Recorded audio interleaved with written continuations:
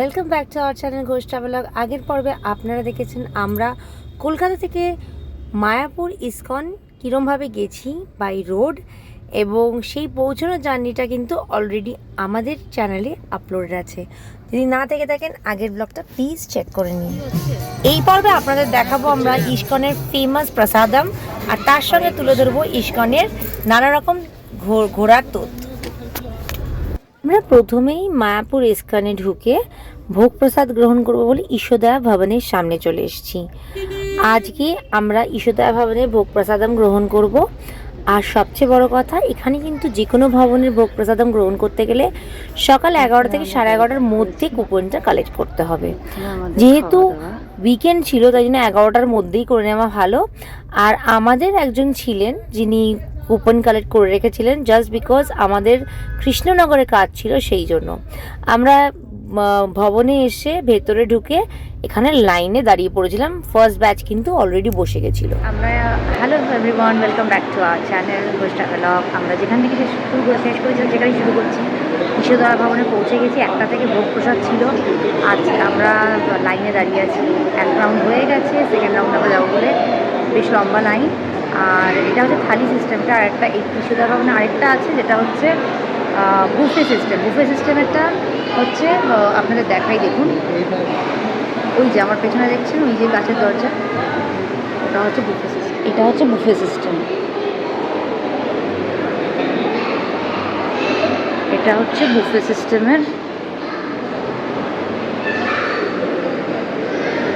সোফাতে বসে এটা খাবেন, এরকম ঈশোদয়া ভবন থালি প্রসাদ 1টা থেকে 2টো। এটার দাম নিয়েছে 150 রুপিস।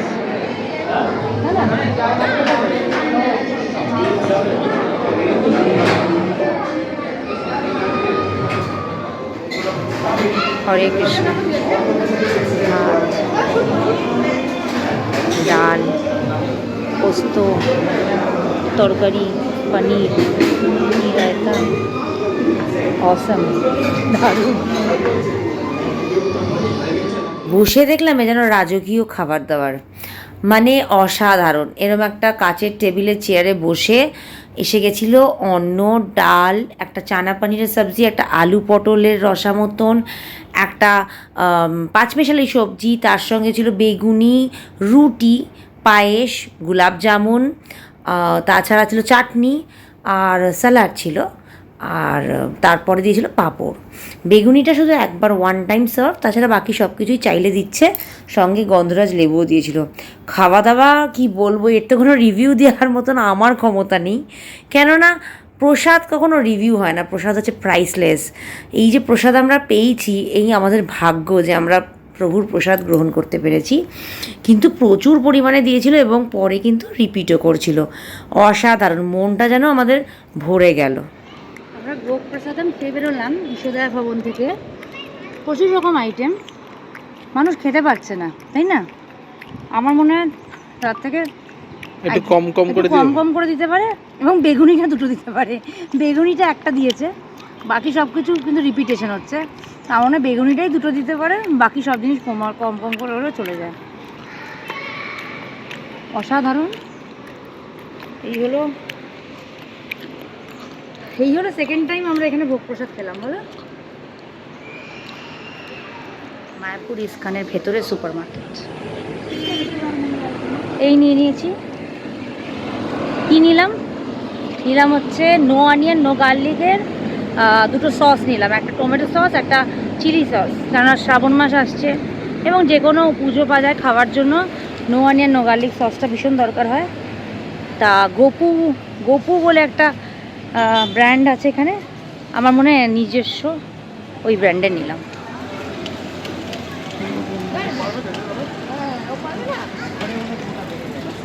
থেকে গোপুর জন্য একটা পেস্ট্রি কেনা হলো। আমরা চেয়েছিলাম চকলেট রোল, কিন্তু ওখানে না কোনো মেনশনিং করা নেই। তো এই যে পেস্ট্রিটা কিনেছি, আমরা ভেবেছি ওটাও পেস্ট্রি, আমরাকে বিলিং করিয়েছি আমি, তো ওটা পেস্ট্রি হিসেবে বিলিং হয়ে গেছে বলে চকলেট রোলটা পাওয়া গেল না, তো ওই পেস্ট্রিটাই নিতে হলো। তা মেবি হয়তো গোপুর ইচ্ছে হয়েছে পেস্ট্রিটা খাওয়ার, সেই জন্যই হয়তো পেস্ট্রিটা নিতে হয়েছে, এটাই আমি ভাবলাম। তো নিয়ে এবার আমি এখন আছি ভামসি ভবনের সামনে। এই ভামসি ভবনটা হচ্ছে লাইফ প্যাট্রন, মানে যারা লাইফ টাইম মেম্বারশিপ যাদের আছে তাদের জন্য এই ভবনটা। এখানে কিন্তু আপনার কি বলে, এই ভবনে কিন্তু যাদের মেম্বারশিপ আছে তারা বছরে একবার এখানে 3 দিন, আমি যতটুকু জানি, মেবি আই এম রং, যদি জানেন আপনারা বলবেন। আমি লাস্ট যখন জেনেছিলাম তখন জেনেছিলাম যে 3 দিন নাকি এখানে থাকা যায়।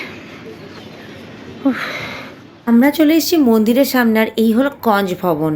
কঞ্জ ভবন থেকে মন্দির যেতে 2 মিনিটও লাগে না। আর তার ঠিক পাশেই আছে জুতো আর মোবাইল কাউন্টার, যেখানে মোবাইল আর জুতো রেখে আমরা মন্দিরের ভেতর প্রবেশ করি। আর এই হলো গরুর গাড়ি, এতে করেও কিন্তু আপনারা যেতে পারেন গোশালা দর্শন করতে, এবং ই রিক্সাও আছে, ই রিক্সা করেও যেতে পারেন। এই একই ভাড়া 10 টাকা করে, ই রিক্সাও প্রতিজন পার পারসন 10 রুপিস, গরুর গাড়িতেও 10 রুপিস, কিন্তু গরুর গাড়ির আলাদাই মজা। আর এইখানটা হলো আমরা আপনাদের সঙ্গে শেয়ার করলাম ভেদিক টেম্পল যেটা। আর এই থিয়েটারটা আজকে বন্ধ ছিল, কিছু রিপেয়ারিংয়ের কাজ চলছিল। এখানে বেশ ভালো রিপেয়ারিংয়ের কাজ চলছে দেখছি সব জায়গাতেই, আর প্রচণ্ড বৃষ্টির পরেই গেছি। আর এই শুরু হচ্ছে মার্কেট এরিয়া, যেখান থেকে কিন্তু নানা রকম জিনিস পাওয়া যায়, এবং এই জায়গাটাও কিছুটা মার্কেট আছে, আর কিছুটা একদম 1 নম্বর গেটের সামনে লাইন দিয়ে মার্কেট আছে। তো এখানে আমি এক দোকান থেকে একটা তুলসীর মালা, গোপুর জামা, আর ওই মালা, মানে মালা করার যে ব্যাগটা হয় সেই ব্যাগ, এইসব টুকিটাকি জিনিসপত্র কেনাকাটি করলাম।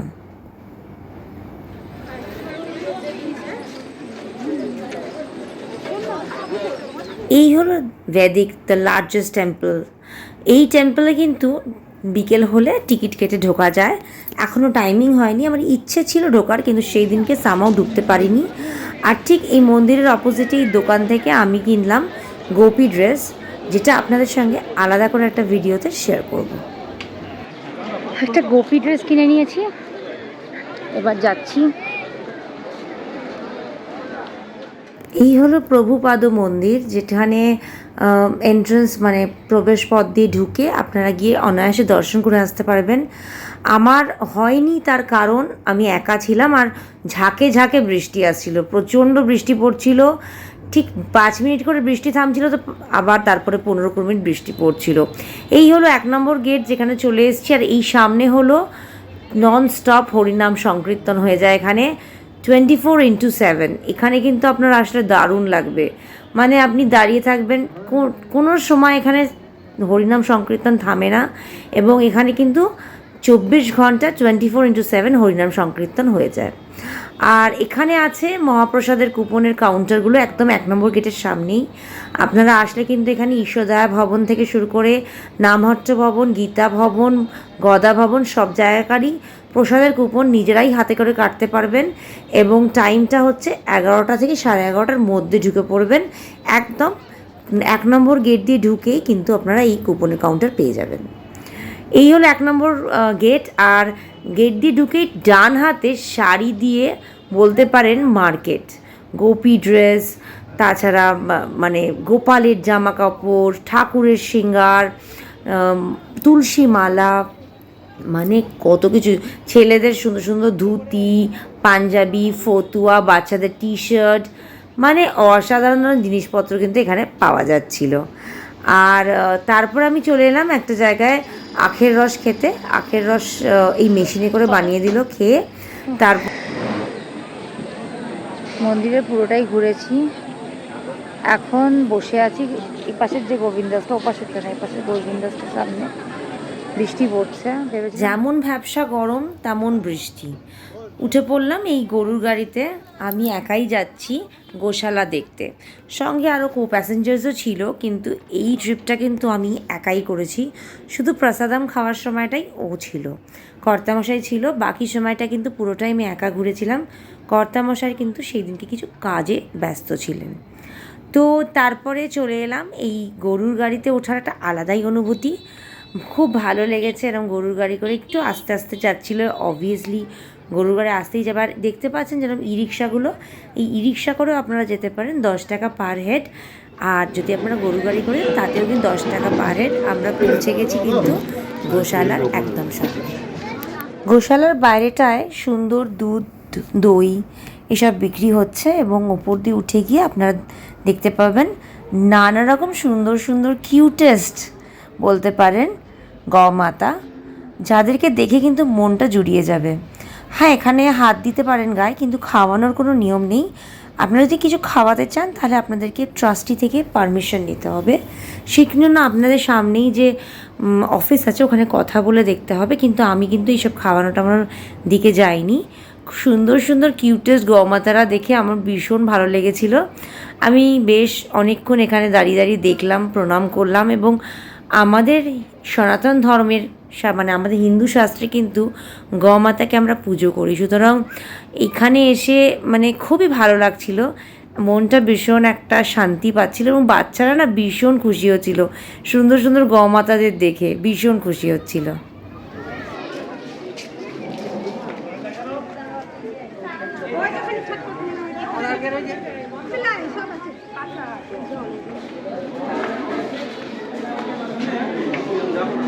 আজকের দিনটা ছিল দেবশয়নী একাদশী। তো ফিরে এলাম, ফিরে এসে দেখি আবার বৃষ্টি পড়ছে। তো অনেকক্ষণ আটকে গেলাম, মানে শেরের তলায় দাঁড়িয়েছিলাম।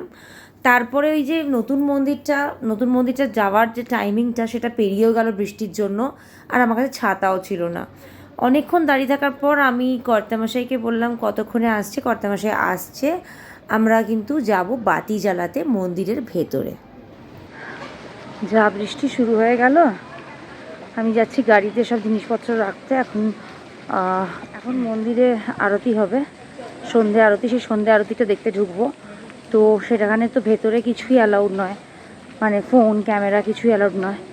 তো এই যে জিনিসপত্র কিনেছি, আমার গোপী ড্রেস, গোপুর জামা, আমার নামের মালাটা ছিঁড়ে গেছিলো, সেটা সব যে কিনেছি সব গিয়ে এখন গাড়িতে রাখবো। রেখে তারপরে আসবো, এসে আরতি দেখবো। আরতি দেখার পর তো বৃষ্টি হলো যে আমি ভেদিক টেম্পলটার ভেতরে ঢুকবো বলে গেলাম, ততক্ষণে বন্ধ হয়ে গেছে। মানে বৃষ্টিতে দাঁড়িয়ে যেতে হলো। তবে গোশালাটা দারুণ দর্শনে দেখেছি, গৌমাতাদের দেখেছি, খুব ভালো লেগেছে। এত কিউট, এত দেখতে ভালো লেগেছে। আর একটু ইচ্ছা আছে হাওয়ান কাপ মানে সম্বরণী কাপ নেবো। এখানে না পিওর গোবরের এই দিয়ে হয়, আর তার সঙ্গে নেবো ভেবেছি একটু ঘি। তো ওটা দেখা যায়, ওটা দিয়ে শেষ পর্যন্ত নেওয়া যায়। এখন বাজে 6:10। কীভাবে দেখতে দেখতে সন্ধ্যে 6:10 হয়ে গেল, যাওয়ার সময় এসে গেল। দেখে এখন দর্শন করবো, একটু মন্দিরে আরতি দেখবো, তারপরে বেরোবো। কি গো বাবা, হরে কৃষ্ণ করতে করতেই আজকে সারাটা দিন কাটিয়ে দিয়েছি। আজকে মায়াপুরের বাইরে এখন বাজে 7:40, 7:40, 8:45। আমরা মায়াপুরকে টাটা বলে বেরিয়ে পড়লাম। টাটা মায়াপুর, টাটা শ্রীকৃষ্ণ, আবার যেন আসতে পারি। আজ থেকে কিন্তু চতুর্মাস শুরু হচ্ছে। আজকে ছিল দেবশয়নী একাদশী, আর আমরা ভেতরে ঢুকে আরতি হচ্ছিল।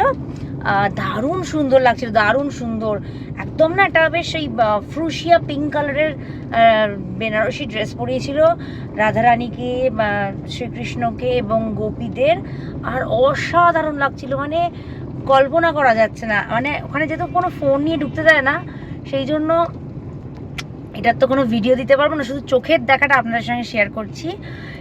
অসাধারণ লাগছিল। আর তারপরে আরতি হলো, নৃসিংহদেবের আরতি হলো। এবং আমরাও আজকে যেহেতু চতুর্মাস শুরু হচ্ছে মানে কাল থেকে, এবং আজকে হচ্ছে দেবশয়নী একাদশী। দেবশয়নী একাদশী হচ্ছে আজকের দিন থেকে বিষ্ণু মানে 4 মাসের জন্য ঘুমোতে যান, এবং আজকে দেবশয়নী একাদশী। এবং কার্তিক মাসে গিয়ে দেব উঠনি একাদশী হবে, সেই দিন উনি আবার উঠবেন। তো আজকের একাদশীটা ভীষণ ভালো, ভীষণ বড় একাদশী। সবাই আমরা দীপদান করলাম, মানে মন্দিরের ভেতরেই দীপদান করতে দিচ্ছে, ওখান থেকেই ঘিয়ের দীপ নিয়ে সবাই দীপদান করা। আর একাদশীর দিনে কিন্তু দীপদান করা ভীষণ শুভ। আর আপনি যদি নিজের বাড়িতেও তুলসী তলায় বা যে কোনো তুলসী তলায় তো স্পেসিফিক্যালি একাদশীর দিন দীপদান করা যায়, অসম্ভব, মানে সেটাকে বলে অসপিশিয়াস। যাই হোক, আমার তো মন ভরে গেছে, আমাদের ভীষণ ভালো লাগছে।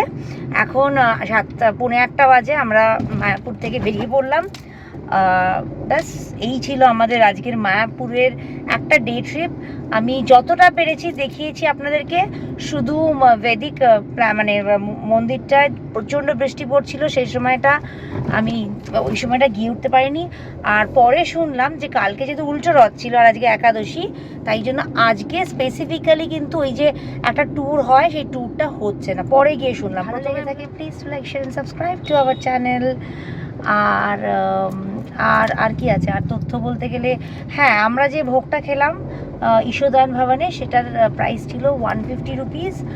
আর এখানে কিন্তু নামহট্ট ভবন, গীতা ভবন, ঈশোদায়ন ভবন, গদা ভবন, তারপরে ভামসি ভবন সেটা হচ্ছে ফর মেম্বার্স, তারপরে কঞ্জ ভবন। তো আপনারা এখানে এসে অনায়াসে থাকতে পারেন, আর ডে ট্রিপ তো করাই যেতে পারে। তো চলুন, দেখা হচ্ছে আবার নতুন ভিডিওতে। Till then, tata, bye bye, C.